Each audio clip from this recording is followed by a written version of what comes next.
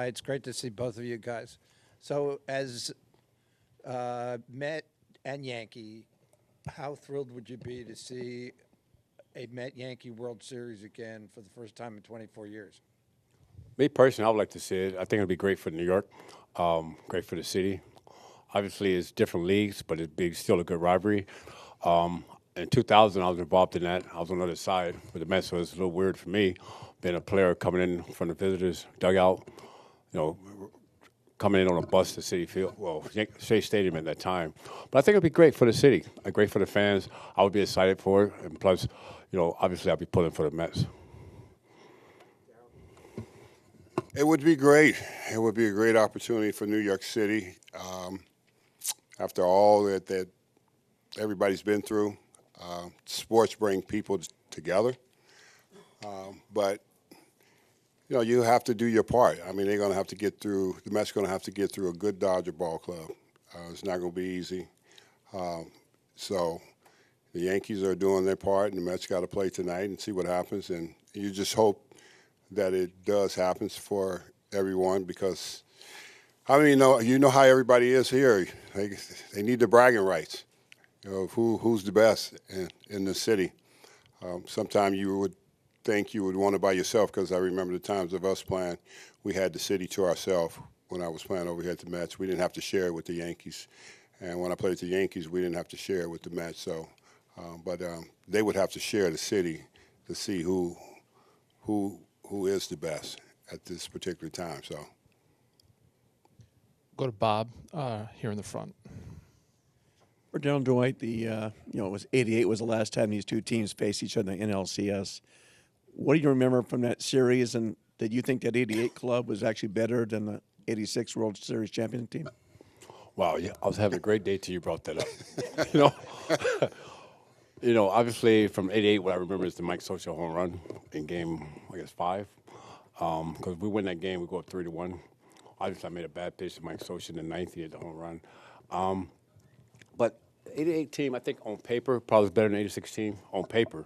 But I think the '86 team, we had chemistry, we had heart. And what I mean by that, we was a lot closer than just ball players. I mean, we spent more time together than we did with our families at that time. Spent a lot of time together on the road. And I think that plays a big part of getting to know your teammates personally. So I would say '88 on paper was probably a little better. But the '86 team, I'll put that team against anybody.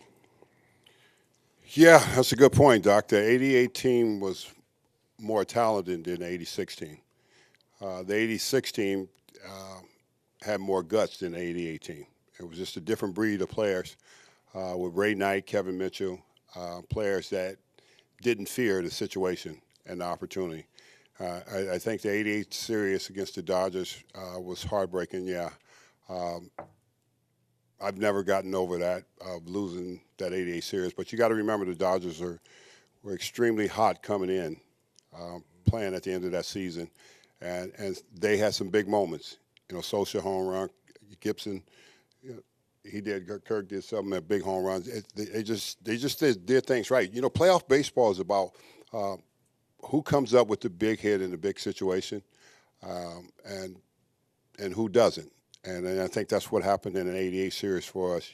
But the '86 series, we had players on the team that sat on the bench, and if you got ahead in a ball game against us, we knew we were coming back and win.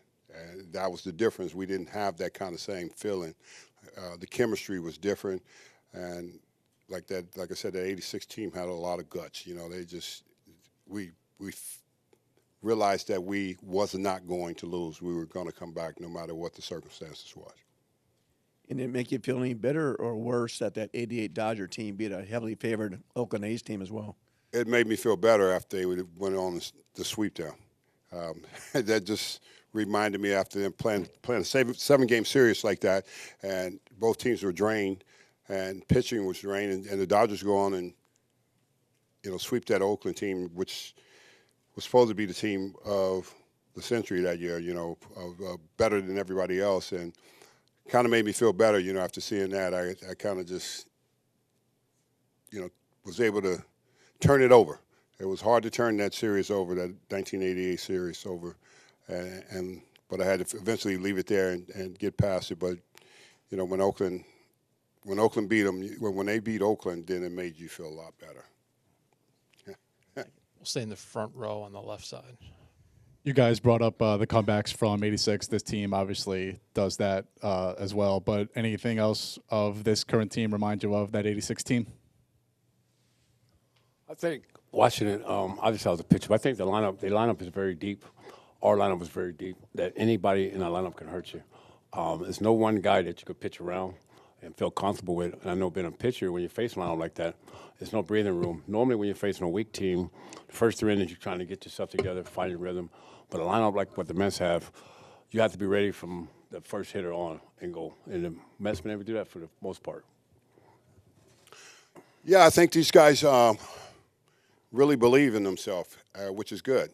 They had a great run at the end of the season to get to this place. Lindor come up with some big hits for them in crucial situations. That's what it takes. And I think, Pete, with his big home run in Milwaukee, was a really turning point for them as a group, because it takes all your guys to be able to perform in those particular situations, and they all did. And that's what it takes to get to this next level, to be able to get to the National League Championship and advance and try to get to the series. These guys are good in big situations. Viento, he's good. Young player. He's good. He's not afraid. He's not trying to do too much. He's trying to just put the ball in play, and he's strong. He can hit the ball to the opposite field like he did. Hit the grand slam the other day, and big home runs in the series against Philly. They just do the little things. They do it just like we did. You get in those situations. You don't have to really count on just one particular guy to do it all the time. It's like, okay, we play today, we win today. Let somebody do it. Whoever wants to do it, do it. And that's what baseball is really all about when you get into playoff baseball, because it's a short window, it's a short time, and it's not guaranteed it's going to always be like this for you. And you got to take advantage of it. And I think they've done a great job of taking advantage of those situations that they've been in. Come over to Laura on the right side. When you guys won in '86, you obviously broke a pretty significant World Series drought in the city. What does it mean, or what would it mean for a team like this to break now a 38-year drought as the New York Mets? I think it'll be a big deal, obviously for the organization, but just for the city of New York. As Darryl mentioned earlier, it was all about the Yankees through the '90s and the early 2000s. But for the Mets to do that and break that drought, I think it'll be big for the city, big for the fans, and obviously for the organization. But the only way, I think it's not always the best team that wins, the hottest team once you get in the postseason. But I think this team is building for the future as well. But I would like to see it happen this year. I would say they would get a lot of free food and a lot of free clothes. Because when you win here, the people in this city take care of you. I know that for us when we won in '86 and we came back, we never had to pay for anything. So it's a great place to win. It's a great place to play. It's a great place to have fun, because when you win in a place like New York City, you are bigger than life, because this is a very tough place to play, and the expectations are real. And once you get a hold of that and you're the champions of the city, this city will embrace you. And also, you guys had mentioned toughness. That '86 team, known to be a little bit rough and tumble, also known as something of a juggernaut. This team is a little bit Juggernaut? Yeah, you guys were pretty. No, we were crazy. We wasn't a juggernaut. I was being nice. We were a different breed. We were who we were. In the '80s, you can be like that, and for us, we had a different personality. We had a lot of swagger about ourselves. We didn't care. We didn't care what people think about us. You didn't like us, oh well. We had a slogan and what we were going to do. I can't sit here and tell you what it was, but it was a lot of fun being who we were back in those days. So I guess my question is, this team is known to be a little bit quirkier, a little bit scrappier. Do you see that type of toughness in the current version, in the acceptable version for 2024? Well, yeah, of course. For now, it's acceptable how they are. They're fun to watch. That's the most important thing about them. They're not afraid of the moment. They've learned the moment, and they've learned how to be in it, and they've learned how to make the best out of it. And when you get to that place, you're going to be good. Their future is bright with the younger players that they have coming through the organization, and they got a chance to be just like we were every year. We had a young group that would come through the farm system and play at the highest level here and had a chance to win. So they will have a chance to win moving forward. I don't think this is just a one-time hit for them. I think they're headed in the right direction in what they're doing over here with the front office. David Stearns and all that he's doing, he has a great knowledge of baseball, because when you look, he comes from Milwaukee, and what he built over there don't have the payroll that they have over here, and they've been very successful. So I could just imagine what he's going to be able to build over here. I'm going forward with the younger players and blending in some veteran players. We'll stay on the right side. Zach. Darryl, when you had your jersey retired in early June, the team was 10 under 500, and I think you gave your speech out in the field, and you addressed the team during your speech, and you said, like, believe in yourselves. You can, you guys can do it. And at the time, nobody really, I guess, thought much of it. Do you kind of remember that speech to the team during? And what do you remember about that? Of course. I mean, I spent time with them down in spring training, and I saw them, and I saw the talent that they had of players, and it was just a matter of time to believe in.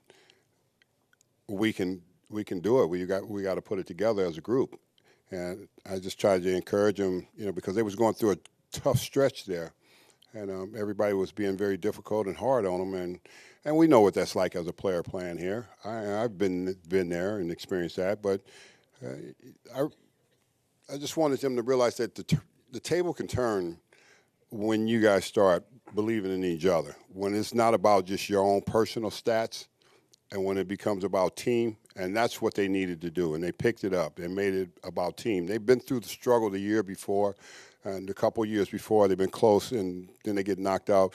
But this year I just saw something different in them. They were more of a team that just needed to rally around each other, and I guess that's what they did. They probably went in and had a team meeting and say, hey, we got to look at each other. We got to hold each other accountable, and we got to step up and pull together, and they did that. And that's why they are where they are today, because that's what teams have to do. Good teams do that. And the thing about them is they are just figuring out the identity of who they are, as a team. They got a bunch of mixed players in from all over the place. You really don't know yourself early in the season. And it takes a while to get there. And I know it was June, and everybody thought they were done, but I truly believe that they was not done, and I believe they had a push, and they made a push to get in, and that's all you have to do these days, is to make a push to get into the playoffs, and you got a chance to beat anybody once you get in. All right, we have time for two more. We'll go to Bill in the middle, and we'll finish here on the right side. Thanks. Darryl, having unfortunately seen your team at Crenshaw from the other side of the field, which did not go well for my team, your team was so great. Have you been able to stay in touch with people at Crenshaw to help with their program at all, to try to keep them? I know they're not going to get 5 draft picks anymore, but things like that, have you been able to help lift them? No, I mean, I know it's not the same there anymore from my understanding. It was a great school with great players. A lot of baseball players came out of there, myself, Chris Brown, and so many other guys. We were very successful coming out of Crenshaw High. We are the original Crenshaw High guys.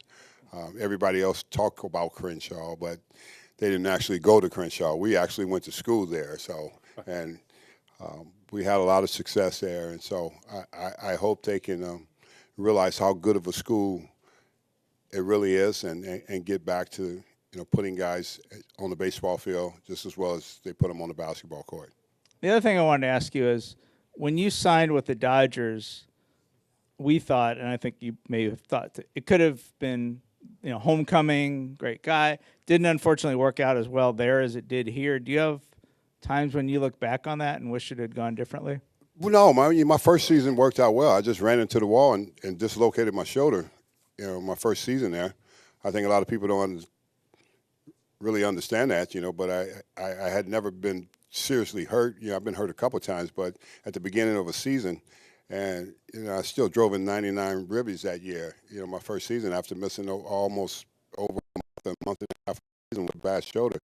Of course they patted the wall late the next day, but it was a day too late.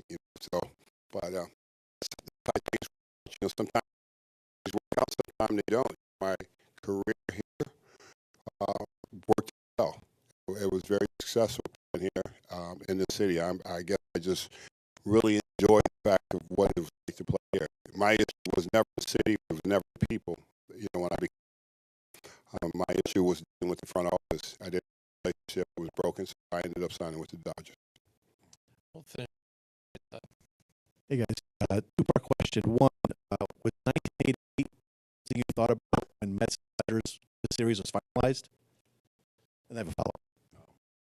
Not off the bat. I was just happy that the Mets advanced, past the Phillies. Obviously, or division rivalry. I was happy to get past them. Obviously, and the Dodgers, like you just brought up, ask questions that kind of take you back to what could have been. So I'm hoping to get past the Dodgers this Darryl, did you think of 88 when this matchup was finalized? Of course. I could not think of 88. 88 sucked for me. I never got past 88. And I'm thinking to myself when it's the Mets and the Dodgers, I says, well, I hope the Mets get revenge for the 88 we lost to them. Before the Dodger team, they beat us, and they beat a good ball.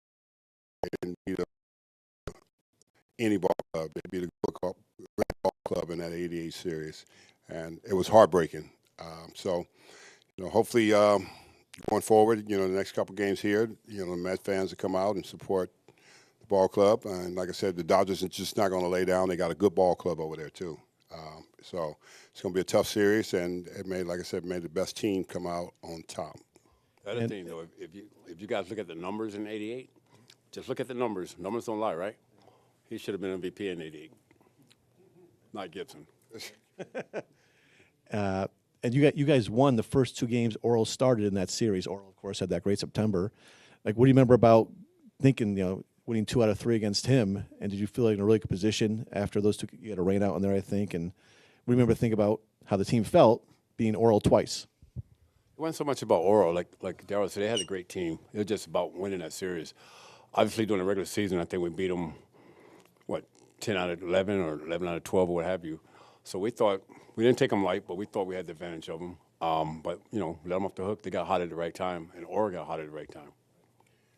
Yeah, it's one of those things, and when you're in a series like that, if you don't close it out, and we didn't close it out, you had to be able to close those games out. And like I said, it's a short window, and if you make mistakes and players come up with big hits, I don't know how Doc walked T-Bone Shelby. All he had to do was bounce one up there. But it's just the moment, it's the moment you're in and everything. We can reflect back because we know we were right in it. And it was heartbreaking to be able to go through that and to see Sosa hit that big home run. But that's what playoff baseball is all about. Somebody's going to come up and somebody's going to be in a situation and somebody's going to get a big hit, and it changes the situation of the game. And that's what it was for the Dodgers. And it changed that series for us, and they went on to beat us in that series. All right, Doc, Darryl, appreciate the time. Have fun Thank you, tonight. guys. Thank you, guys.